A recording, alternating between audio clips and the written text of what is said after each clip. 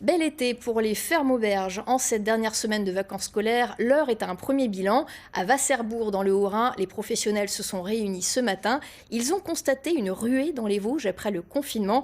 Les détails avec Jérôme Gosset et Philippe Dezante. En salle ou en cuisine, Mireille Verlet s'affaire sans relâche depuis ce matin.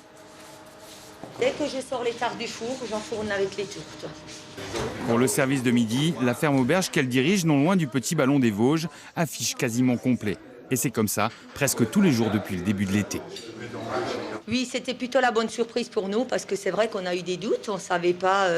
On a déjà ouvert avec 2 mois de retard. Et finalement, les gens sont très fidèles, les gens nous ont suivis, nous ont soutenus. Des fidèles, mais pas que. Faute de grands événements comme la foire au vin, de vacances à l'étranger ou simplement en quête d'espace, les promeneurs se sont rués dans le massif vosgien dès la fin du confinement. Une nouvelle clientèle pour les fermes auberges.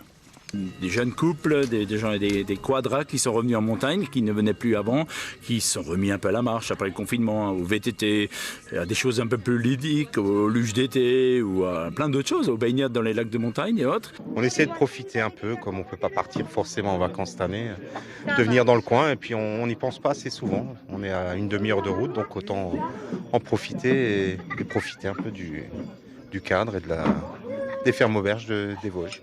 Cet afflux de visiteurs est une bonne surprise pour les 52 fermes auberges alsaciennes, mais il ne compensera pas totalement les pertes après 2 mois de fermeture pendant le confinement.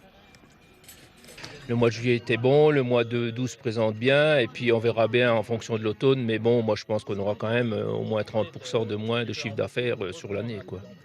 Reste l'inconnu de l'arrière-saison. En septembre et en octobre, ce sont surtout des personnes âgées et des familles le week-end qui fréquentent les fermes auberges. En cas de reprise de l'épidémie, les aubergistes craignent que cette clientèle leur fasse défaut.